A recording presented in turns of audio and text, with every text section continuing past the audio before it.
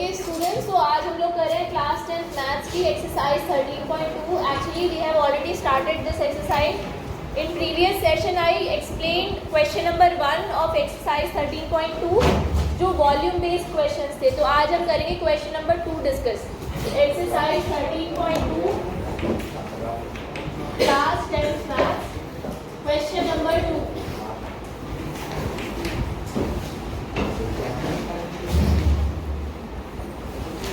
Okay, so let's read the question. सबसे पहले सब लोग अपनी एनसीईआरटी बुक में एक क्वेश्चन पढ़ेंगे.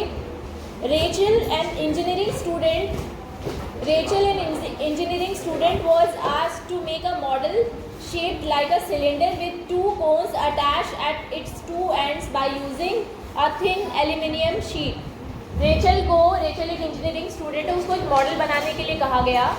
वो मॉडल किस तरह का था?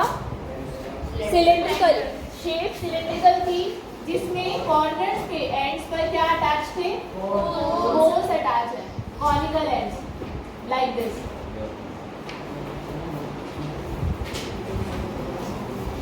ठीक है, इस तरह की शेप्स के ऑब्जेक्ट्स अपने आसपास आप लोगों ने भी देखे, राइट? सो आगे क्या लिखा है देखिए, इसमें क्या दे रखा है इन्होंने. अच्छा, इन्होंने कहा है थिन एल्यूमिनियम शीट, यानी थिकनेस नेग्लेजिबल है, थिकनेस ना के बराबर है. तो जो है वो यही ऑब्जेक्ट है. अंदर कुछ मोटाई नहीं है इसकी, तो अंदर और बाहर का डायमेंशंस अलग अलग नहीं होगा, राइट? आगे देखो क्या लिखा है. If each cone the diameter of the model is 3 centimetre. जो मॉडल है, जब इन्होंने कहा मॉडल का डायमीटर, इनका कहने का मतलब यहाँ पर ये है कि सिलेंडर और कोन दोनों का डायमीटर सेम है, which is how much? 3 centimetre. Diameter is 3 centimetre. तो रेडियस कितना होगा? 3/2 सेंटीमीटर. सही है ना? रेडियस डायमीटर का हाफ होता है. आगे क्या लिखा है? लेंथ ऑफ द मॉडल, पूरे मॉडल की लेंथ आपको बताइए 12 सेंटीमीटर. ये पूरे मॉडल की लेंथ आपको मालूम है 12 सेंटीमीटर, यानी इस कॉर्नर से लेके इस कॉर्नर तक जो लंबाई है दैट इज 12 सेंटीमीटर. आगे क्वेश्चन में बोला है अगर if each cone has a height of 2 centimetre, अगर दोनों कोन्स की हाइट यानी कोन्स की डायमेंशन सेम है, दोनों सेम डायमेंशन के कोन्स हैं, सेम साइज के कोन्स हैं, अगर दोनों की हाइट कितनी हो? 2 सेंटीमीटर, यानी परपेंडिकुलर हाइट, स्लैंट हाइट नहीं बोला है, परपेंडिकुलर हाइट बोला है. तो 2 सेंटीमीटर इसकी हाइट है, तो यहाँ से लेके यहाँ तक का डिस्टेंस हो गया 2 सेंटीमीटर. सिमिलरली इधर भी ये 2 सेंटीमीटर हुआ. तो क्या आप मुझे बता सकते हो बीच में जो सिलेंडर बचा उसकी हाइट कितनी बची? 2 इधर निकल गया, 2 इधर 4 हो गया और टोटल 12 था. तो 12 - 4 8 सेंटीमीटर. सबको समझ में आ गया ना? तो हाइट ऑफ कोन लिख लो पहले यहाँ पे.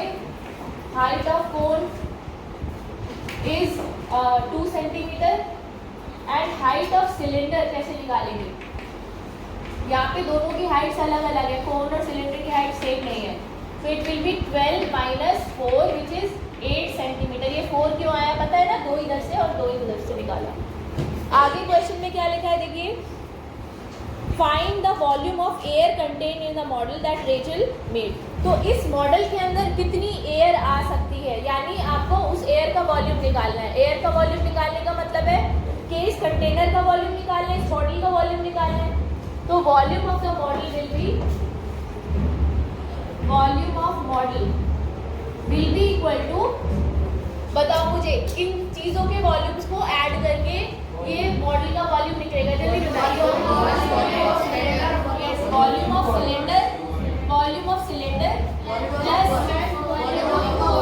प्लस वॉल्यूम 2 मल्टीप्लाई, 2 कौन से है ना, तो 2 से मल्टीप्लाई कर देंगे. 2 multiply volume of cone. Easy है समझना है. चलो यहाँ पे फॉर्मूला आपको पता है सिलेंडर के वॉल्यूम का? यस. कितना होता है बताओ?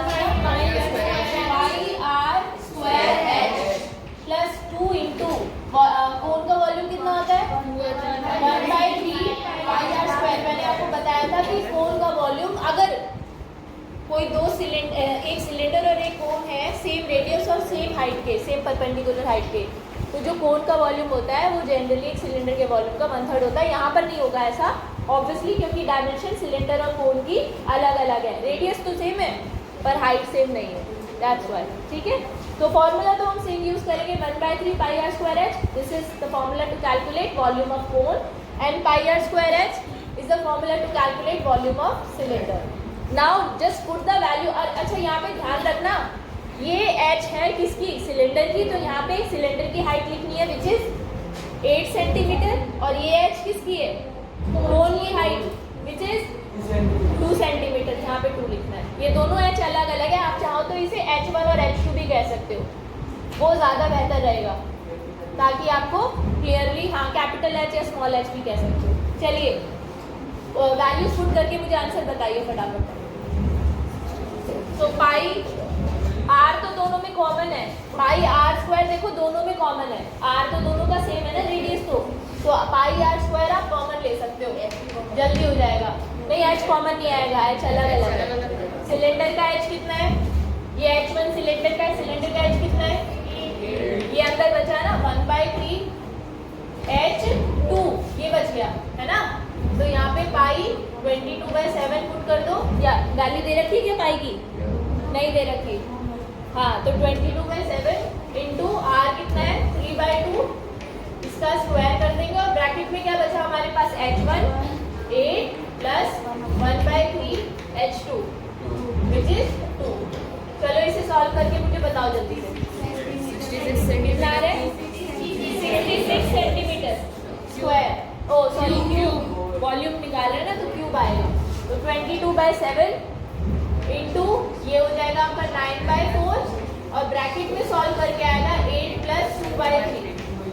इसका फर्दर आप सॉल्व कर लोगे, इसको एलसीएम ले लोगे, एलसीएम ले लोगे इसको, तो एलसीएम लेके 3 into 8 24, देखो 3 into 8 24 प्लस 2 26/3, ऐसे लेते हैं एलसीएम। ये आ गया ब्रैकेट के अंदर वाला पार्ट सॉल्व हो गया। अब इसे फर्दर आप सॉल्व कर लीजिए, जिससे जो कैंसिल हो रहा है कैंसिल करके फाइनली आपको आंसर मिलेगा 66 सेंटीमीटर क्यूब।